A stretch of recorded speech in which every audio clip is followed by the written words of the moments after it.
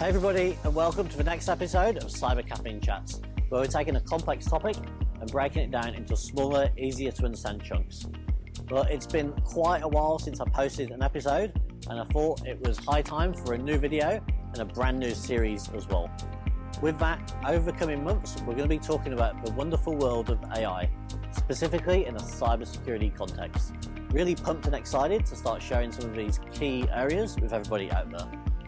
Now, cyber is a very important and serious issue, but we're going to be having a little bit of fun along the way as well. We're going to be looking at some of the cool and interesting things that you can do with AI tools out there today. So with that, before we jump into it, let's have a look at me transformed into a squishy toy.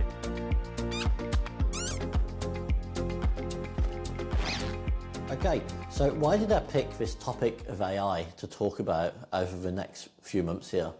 Well, unless you've been living under a rock, you'll know well that this is absolutely transforming our lives and transforming the industry.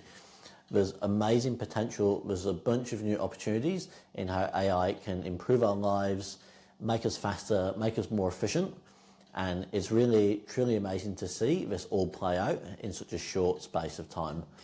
But with any new attack surface, with any new shift in the digital landscape, we need to be cautious of the risks that it brings and make sure that we can keep our users and our data safe as we're interacting and using these tools moving forward.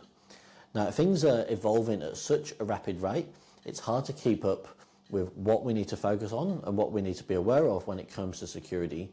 So I'm going to try and help dig in to some individual areas through the course of these videos to give you some ideas and what might be important in this emerging space. We're going to cover a few different things. We're going to look at, first of all, categories of preventative controls that you can put in place with your cyber architecture to block the threats. Then we're going to move on to detection and response capabilities. If an attack has happened, how can we give our SOC teams and our security teams the visibility and the tools to figure out what's going on? And finally, we're going to take a look at, probably most importantly, proactive measures that you can take to stop those attacks before they actually happen in the first place. Well, in the first couple of videos, we're going to be focusing on preventative controls. This is the foundational layer. If we think about the concept of protecting our castle, this is like the front gate. And if there's attackers coming in trying to storm us, it's the first line of defense to stop them from getting in. Sure, there's a bunch of different concepts and ideas that have evolved over the decades, but it's still a very important thing to consider. And if we do it right, we can make our lives easier during the course of an attack or a breach. Now, there's many different ways that people are interacting with AI and different tools that you might be used to in your personal life and your business life. But what we're going to focus on today is the attack surface around the local endpoint layer. So with that, let's dive in and take a look.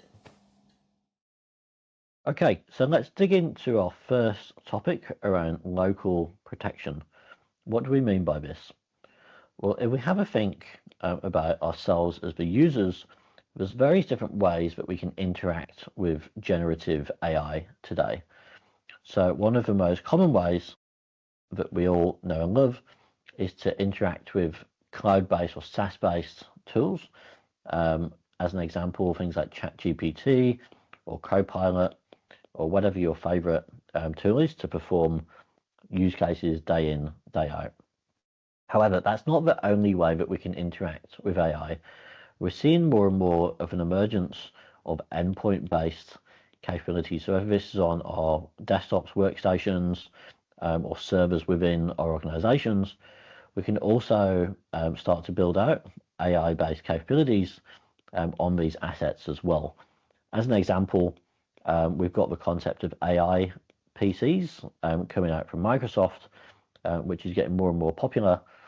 And the reason is, if we can do the computations and keep the data on these devices locally, it's faster because we're not having to send it off to some server in a faraway data center somewhere. And also it's more secure because we're keeping it on these private assets here. So as an example, if we make a request to one of these local applications and we say, hey, I want you to generate me a picture of a cat. If we get what we want and if everything works as expected, we're going to output a lovely picture of a cat there. However, as with everything in the world of cybersecurity, it doesn't always go to plan. So we may have a case where our machines get infected with malware, and when we make this request, instead of getting what we wanted, we get something else. Perhaps it's a picture of a butterfly, which is not what we asked for. So we need to make sure that we put proper protection in place on these assets to scan all the things that are happening on here. And when we get this request, or when we make this request, we can stop any nefarious activity from happening, and we can stay and ensure that we get what we wanted. So this is obviously a simplistic use case, but if you think of it, maybe the goal is to execute a valid business process and stop any malicious or nefarious activity from happening. We need to make sure that our antivirus solutions, our endpoint protection solutions, are not only scanning for traditional things like files and memory, but also this new emerging attack surface around AI to make sure that we reduce our risk and improve our security moving forward. Okay, so hopefully you enjoyed that and you found that useful bit of content there. Stay tuned for the next episode of Cyber Caffeine Chats, where we're going to dig in to more concepts around AI security. See you there.